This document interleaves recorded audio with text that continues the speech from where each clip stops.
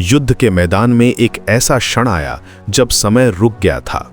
कुरुक्षेत्र की धूल भरी जमीन पर खड़े अर्जुन के हाथ कांप रहे थे और उनका गांडीव धनुष भारी लग रहा था। सामने खड़ी थी कौरव सेना, जिसमें उनके अपने गुरु, चचा और भाई शामिल थे। ये वो पल था जब महाभारत का सबसे महत्वपूर्ण संवाद शुरू होने वाला था। अर्जुन ने कृष्ण की तरफ देखा और कहा, हे माधव, मैं इन सबको कैसे मार सकूं? ये तो मेरे अपने लोग हैं। भीष्म पितामह ने मुझे गोद में खिलाया है, द्रोणाचार्य ने मुझे धनुर्विद्या सिखाई है। इस युद्ध में जीत का क्या फायदा अगर अपनों को खोना पड़े? उनकी आवाज में दर्द था, कंफ्यूजन था। वो वॉरियर जो कभी किसी से नहीं डरा था, आज अपने ही इमोशंस के सामने हार मान रहा था। कृष्ण मुस्कुराए, उनकी आंखों में एक अजीब सी चमक थी। अर्जुन, तुम सिर्फ शरीर को देख रहे, वो आत्मा को नहीं। आत्मा अमर है, वो कभी मरती नहीं। जैसे इंसान पुराने कपड़े उतारकर नए पहनता है, वैसे ही आत्मा एक शरीर छोड़कर दूसरा अपनाती है। उनकी आवाज में एक डिवाइन अथॉरिटी थी जो अर्जुन को पहले कभी महसूस नहीं हुई थी, लेकिन अर्जुन का मन अभी भी शांत नहीं हुआ था। कृष्ण, तुम कहते हो कि मैं अपना कर्म करूं, लेकिन ये कर्म तो पाप लग रहा है। इतने सारे लोगों की हत्या करना, ये कैसे सही हो सकता है? उनके चेहरे पर डेस्परेशन साफ दिख रही थी। तब कृष्ण ने कुछ ऐसा कहा जिसने अर्जुन की दुनिया हिला दी। अर्जुन, मैं सिर्फ तुम्हारा सारथी नहीं हूं, मैं काल हूं, समय हूं। ये सब लोग पहले से ही मर चुके हैं। तुम सिर्फ एक इंस्ट्रूमेंट हो, एक माध्यम हो। तुम्हारे युद्ध करने या ना करने से कुछ नहीं बदलेगा। उनकी आवाज में अब एक कॉस्मिक पावर की गूंज थी। अर्जुन कंफ्यूज हो गए।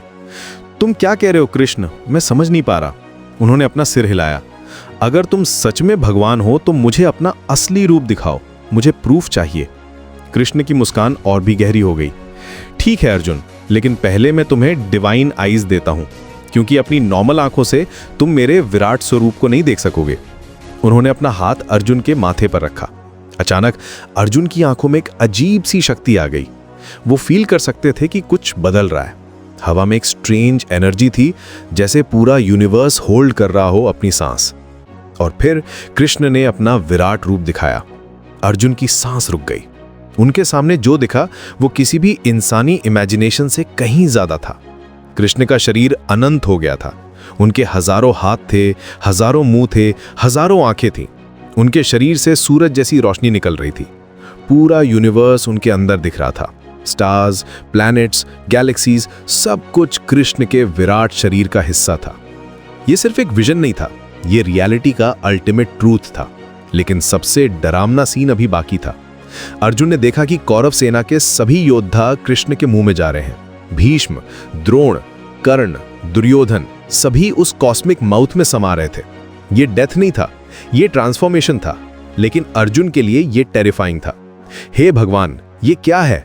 मैं डर रहा हूं। आप कौन हैं? आपका ये रूप क्यों इतना भयानक है? उनकी आवाज कांप रही थी, पूरा शरीर थर्रा रहा था। कृष्ण की हजारों आवाजें एक साथ गूंजी। मैं काल हूं, महाकाल हूं, मैं सबको खाने वाला हूं। ये सभी योद्धा मेरे द्वारा पहले से ही मारे जा चुके हैं। तुम सिर्फ उठो और युद्ध करो। तुम्हें सिर्फ निमित्त बनना है। अर्जुन का दिमाग प्रोसेस नहीं कर पा रहा था जो वो देख रहे थे। उन्होंने कहा, कृष्ण प्लीज अपना नॉर्मल रूप ले लो। मैं ये सब नहीं देख सकता, ये बहुत ओवरवेलमिंग है। उनकी आंखों से आंसू निकल रहे थे। कृष्ण ने अपना सामान्य रूप वापस ले लिया। वो फिर से वही प्यारे मुस्कुराते हुए कृष्ण बन गए जिन्हें अर्जुन जानता था। अर्जुन, जो तुमने देखा है वो मेरा सच्चा रूप है, लेकिन डरो मत, मैं तुम्हारा दोस्त हूं, तुम्हारा गाइड हूं। अर्जुन ने गहरी सांस ली। कृष्ण, अब मैं समझ गया हूं, आप सिर्फ मेरे सखा नहीं हैं, आप पूरे यूनिवर्स के मालिक हैं। लेकिन एक बात बताइए, अगर सब कुछ पहले से ही डिसाइडेड है तो मेरी चॉइस का क्या मतलब है? कृष्ण ने समझाया, अर्जुन, डेस्टिनी और फ्री विल दोनों एग्जिस्ट करते हैं। हां, ये युद्ध होना था, ये लोग मरने वाले थे, लेकिन तुम्हारी चॉइस ये है कि तुम अपना धर्म फॉलो करोगे या नहीं। तुम वॉरियर हो, क्षत्रिय हो, तुम्हारा धर्म है राइचियसनेस के लिए लड़ना। लेकिन कृष्ण, अर्जुन ने पूछा, अगर मैं युद्ध में किसी को मारूंगा तो क्या मुझे पाप लगेगा? कृष्ण ने जवाब दिया, जब तुम अपने पर्सनल डिजायर्स के लिए नहीं बल्कि धर्म के लिए काम करते हो तो वो कर्म तुम्हें बाइंड नहीं करता। तुम्हें सिर्फ अपना कर्म करना है, रिजल्ट की चिंता नहीं करनी। यही कर्म योग है। अर्जुन को अब क्लैरिटी आ रही थी। तो आप कह रहे हैं कि मैं युद्ध करूं लेकिन अटैचमेंट के बिना? बिल्कुल सही कहा कृष्ण ने। तुम इंस्ट्रूमेंट बनो, डूअर नहीं। जैसे एक सर्जन ऑपरेशन करता है पेशेंट को बचाने के लिए, वैसे ही तुम युद्ध करो धर्म को बचाने के लिए। ये कॉन्वर्सेशन सिर्फ युद्ध के बारे में नहीं था, ये लाइफ के हर एस्पेक्ट के बारे में था। कृष्ण ने अर्जुन को बताया कि कैसे हर इंसान को अपने धर्म के अकॉर्डिंग काम करना चाहिए, कैसे अटैचमेंट छोड़कर काम करना चाहिए और कैसे भगवान में पूरी फेथ रखनी चाहिए। अर्जुन ने पूछा, कृष्ण, ये नॉलेज आपने सिर्फ मुझे क्यों दी? क्या ये सबके लिए नहीं है? कृष्ण मुस्कुराए। ये नॉलेज हर उस पर्सन के लिए है जो सच्चे दिल से इसे जानना चाहता है, लेकिन अभी तुम्हें इसकी जरूरत थी, इसीलिए मैंने तुम्हें दी। ये गीता का ज्ञान आने वाली जनरेशंस तक पहुंचेगा। अंत में अर्जुन ने अपना गांडीव उचाया। उनके चेहरे पर अब कंफ्यूजन नहीं था, बल्कि डिटर्मिनेशन था। उन्होंने कहा, कृष्ण, अब मैं रेडी हूं। मैं अपना धर्म फॉलो करूंगा। आपने जो मुझे दिखाया है वो मैं कभी नहीं भूलूंगा। और इस तरह कुरुक्षेत्र के उस धूल भरे मैदान में एक कॉन्वर्सेशन हुई थी जो आज भी हमें गाइड करती है।